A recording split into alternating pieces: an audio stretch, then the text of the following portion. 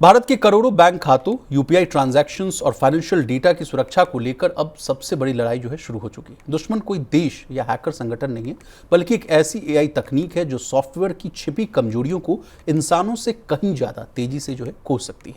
इसी खबर को भांपते हुए आरबीआई ने बैंकों को तत्काल सुरक्षा समीक्षा का आदेश दिया और केंद्र सरकार ने इन्फोसिस, सर्टन और बैंकिंग सेक्टर के साथ मिलकर डिजिटल सुरक्षा का महाअभियान शुरू करने को कहा है। अब सवाल यह है कि आखिर ऐसा क्या खतरा दिखा कि जिसने सरकार, बैंकों और देश की सबसे बड़ी आईटी कंपनियों को एक साथ मोर्चा संभालने पर मजबूर कर दिया। मैडम, ये पूरा मामला है क्या, आपसे समझना चाहेंगे। नींद उड़ गई है सबकी विशाल, आपने सही कहा। महा अभियान देखिए, लगातार हम देख रहे हैं अप्रैल से वित्त मंत्री निर्मला सीतारमण ने भी अपनी ये चिंता जाहिर की थी। उनका एक कमेंट आया था कि भाई एंथ्रोपिक का खतरा जो है वो बहुत गहरा होने वाला है। तो क्या है ये एंथ्रोपिक?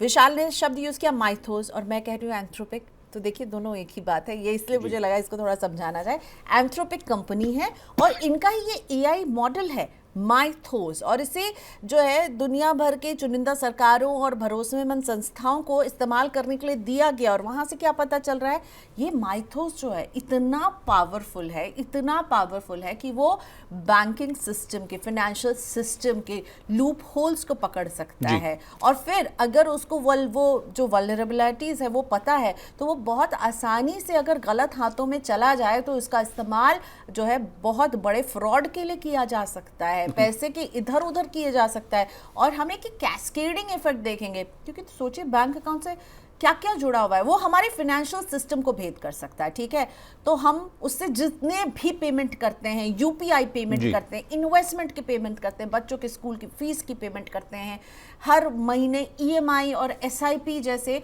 रेगुलर पेमेंट्स जा रहे हैं, तो ये हमारे पूरे फाइनेंशियल जो हमारा इंफ्रास्ट्रक्चर है उसको भेद सकता है। ये माइथोस इतना ये स्ट्रॉन्ग है, इसमें इतनी पावर है कि वो कैस्केडिंग इफेक्ट के साथ पूरे देश के फाइनेंशियल सिस्टम को हिला सकता है। और इसीलिए बोला गया है, आरबीआई ने ये कहा है कि भाई आप बैंक से बोला गया कि आप बताइए आप कितने तैयार हैं, आपने क्या तैयारी की है, आपका अभी क्या चल रहा है। और इससे पहले मैं ये भी बताना चाहूँगी कि आरबीआई गवर्नर संजय मल्होत्रा ने थोड़े समय पहले बोला था कि वो खुद भी बात कर रहे हैं यहाँ पर, मतलब हमारी सरकार बात कर रही है कि कैसे वो इसका हिस्सा बन सके एंथ्रोपिक के साथ। क्योंकि माइथोस ने अभी ना कुछ चुनिंदा संस्थानों को और बड़े बड़े बैंक्स को एक मैं कहूँगी एक पायलट प्रोजेक्ट के तहत उनको एक्सेस दिया है। ग्लास विंग, ग्लास विंग कहा जाता है, एक प्रोग्राम है जिसमें ये रेगुलेटर्स, ये कंपनियां जुड़ करके अपने आप को चेक कर सकती हैं और माइथोस की कैपेबिलिटीज को समझ सकती हैं, ये समझ सकती हैं कि माइथोस कितना खतरनाक हो सकता है, क्योंकि उसका इस्तेमाल अगर गलत तरीके से तो क्या क्या आपके ऊपर असर पड़ेगा। तो वो ग्लास विंग में भी भारत लगातार कोशिश कर रहा है कि उसका वो हिस्सा बने। और मैं आपको बता दूं, फाइनेंस मिनिस्ट्री ने जो है ना बैंक के सीईओ से अप्रैल में ही निर्मला सीतारमण जो फाइनेंस मिनिस्टर, उनका बयान आया कि ये बहुत खतरनाक हो सकता है। और अप्रैल में ही फाइनेंस मिनिस्ट्री ने बैंक के सीईओ के साथ एक बैठक की थी और ये बैठक तुरंत हुई थी। ब्लूमबर्ग की एक रिपोर्ट आई थी जिसने कहा था कि जो एंथ्रोपिक ऐप है वो कुछ गलत हाथों में चला गया है। हालांकि बाद में आया कि नहीं, ऐसा कुछ हुआ नहीं है, लेकिन ऐसा शक था कि कुछ हुआ है ऐसा। और इसके बाद उस घटना के तुरंत बाद बैंक के बड़े बड़े सीईओज को जो है फाइनेंस मिनिस्ट्री में बुलाया गया था और उनके साथ साइबर सिक्योरिटी रिस्क की बात की गई थी। अब कहा जा रहा है कि आरबीआई ने ये एडवाइजरी जारी की है कि आप अपनी सुरक्षा सिस्टम को मजबूत कीजिए और आप बताइए आप क्या कर रहे हैं, कहाँ सुरक्षा बढ़ाने की ज़रूरत है, कहाँ आपका सिस्टम वल्नरेबल है, यानी वहाँ पर कोई जो है चोट पहुँचा सकता है, कोई साइबर अटैक हो सकता है। क्योंकि एक छोटा सा साइबर अटैक भी ना माइथोस की शक्ति के साथ जो है आपके पूरे सिस्टम को कैस्केडिंग इफेक्ट, यानी एक के बाद एक जो है पूरी इमारत ढह सकती है। जैसे नहीं, एक हल्का सा आप किसी को धक्का मारें और वो एकदम इमारत अगर कमज़ोर कहीं से भी होगी तो वो पूरी ढह जाएगी। तो वैसा हो सकता है आपके बैंकिंग अकाउंट के साथ, आपके दूसरे फाइनेंशियल पेमेंट्स जो आप उससे करते हैं। और इसीलिए सरकार इसको लेकर के बहुत ही जो है बैंकों से बार बार कह रही कि प्लीज़ आप बताइए, तुरंत के तुरंत जून के अंत तक बताइए कमज़ोरियाँ कहाँ कहाँ हैं, आप उस कमज़ोरी को कैसे एड्रेस करेंगे, क्या है आपके पास प्लान आपके नेटवर्क को और मजबूत बनाने के लिए, ताकि जो जिनके बैंक खाते हैं, जो इन बैंकों से जुड़े हुए हैं, उनको जो है कोई दिक्कत ना हो। और केवल भारत ही नहीं, दूसरे तमाम देश भी इसी में जुड़े हुए हैं, जिसमें यूके का नाम आ रहा है कि यूके के रेगुलेटर ने भी जो है माइथोस को लेकर अपनी चिंता जताई है और वो लोग भी इस तरफ काम कर रहे हैं। तो देखिए, अभी तक हम बात क्या करते थे विशाल कि साइबर फ्रॉड, वो मैम हम लोग वही, मैं आपसे अगला प्रश्न पूछना चाह रहा था कि हम लोगों ने एक बड़ी अच्छी एक सेमिनार भी हम लोगों ने की थी। इस देश में सबसे ज़्यादा मार पड़ रही है डिजिटल अरेस्ट को लेकर। आए दिन खबरें आती हैं कि किसी जो है बूढ़े बुजुर्ग का जो है 1-2 नहीं बल्कि 3 करोड़ 5 करोड़ रुपए जो है वो साफ हो जा रहा है। कई जो है बड़े सीनियर अधिकारी, मैं नाम नहीं लेना चाहूँ, लेकिन IAS ऑफिसर ने तो सुसाइड कर लिया कि उस ट्रैप में फंसने के कारण।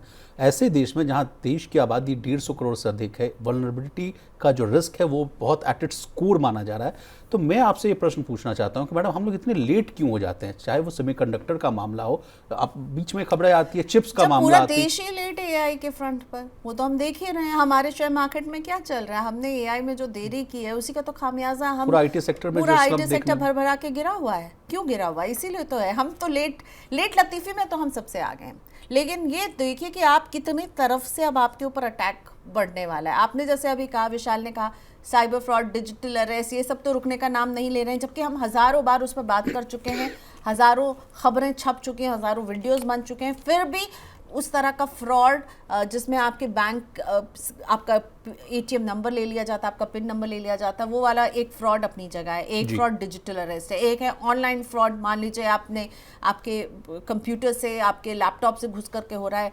दूसरा फ्रॉड जो कि बैंक के कर्मचारी कर रहे हैं, इतने बड़े बड़े बैंक के घोटाले हम देख चुके हैं। और अब उसके बाद अब आप तैयार हो जाइए माइथोस के साथ। माइथोस क्या करेगा, क्या नहीं करेगा और क्या करने की ये कैपेबिलिटी रखता है, ये तो समझ में सबको आ ही रहा है। तभी तो इतनी बातें हो रही हैं कि सब कह रहे हैं कि देखिए आपने सिस्टम को दुरुस्त कीजिए, जून तक बताइए आपने क्या किया है साइबर रिस्क से बचाने के लिए। और बैंक भी कुछ दलील दे देंगे। लेकिन जब ये फ्रॉड होते हैं ना, हमने पिछले बार भी हमने कई ऐसे इस तरह के फ्रॉड्स देखे हैं जहाँ पे सिस्टम जब अटैक होता है, जब साइबर अटैक पूरे सिस्टम पर होता है बड़े बड़े बैंकों के, तो कुछ नहीं हो पाता है अंत तक। बैंक चुप्पी साध लेते हैं। मुझे एक याद आ रहा है इंसिडेंट मैडम, जब पूरा ब्लैकआउट हो गया था, माइक्रोसॉफ्ट का सिस्टम, फ्लाइट्स नहीं चल रही थी, कोई ऑपरेटिंग सिस्टम नहीं काम कर रहा था। एक दौर हम लोगों ने देखा एक दिन में जो पूरी तरह से जो पूरा सिस्टम जो है ठप हो गया था। तो इस दिन की हम लोग तैयारी पहले से क्यों नहीं करते? तमाम देश की जो व्यवस्थाएं हैं, संस्थानें हैं, वो क्यों इतनी पीछे पड़ जाती हैं? क्योंकि जो कहावत है मैडम यहाँ कि पुलिस से आगे तो चोरी है। बिल्कुल। और देखिए, ये बात भी अब हम सबको पता है कि ठीक है, अभी मिसाइल पर मिसाइल चल रही है ईरान इजराइल के बीच में, पर जो अगली लड़ाई है वो साइबर वर्ल्ड में ही लड़ी जाएगी, डिजिटल वॉरफेयर। और उसके लिए हमें तैयार होना। हम अभी क्रूड और रुपए की वीकनेस और जियोपॉलिटिकल टेंशन की बात कर रहे हैं, लेकिन ये सब कब जो है हमारे गैजेट्स के जरिए हमारी जिंदगी पे असर डाल सकते हैं, इसके बारे में सोचना और इसके लिए तैयार होना। हम RBI ने हालांकि साफ साफ कहा है कि देखिए अभी लोगों को डरने की जरूरत नहीं, हम बहुत तैयार हैं, हम इसके लिए तैयार हैं, हम इन्फोसिस के साथ करार किया है। हाँ, लेकिन जब नीट जैसा पेपर लीक हो सकता है, जब आपके मार्किंग सिस्टम पर एक 17 साल का बच्चा बता देगा कि वहाँ पर क्या गड़बड़ियाँ हैं, तो इस तैयारी को आप दुरुस्त करके मुझे कैसे कॉन्फिडेंस देंगे कि मैं आपके सिस्टम पे भरोसा करूं, अपनी मेहनत की कमाई आपके सिस्टम में रखूं? अब तो सवाल कई हैं विशाल। अब सरकार कई, अभी आपने कहा ना गेंद खेल रहे हैं BSNL में सरकार और BSNL और सब कोई, तो यहाँ पर भी हमारी सुरक्षा भी जो है वो गेंद की तरह सरकार के पाले में है। हम उनके मर्जी पर हैं, हम क्या कर सकते हैं? माइथोस से थोड़ी लड़ सकते हैं। हम ये कर सकते हैं, हाँ डिजिटल अरेस्ट फ्रॉड का फोन आएगा तो हम सावधान रहेंगे भाई, हम अपने पासवर्ड्स को सिक्योर रख सकते हैं। लेकिन अगर 1930 पे कॉल कर सकते हैं, जो आपका फोन उठे या ना उठे इसका भरोसा नहीं है जी। ठीक है, मैं कर चुकी हूँ इसलिए मुझे पता है। और अब माइथोस से अटैक की तैयारी है, देखते हैं।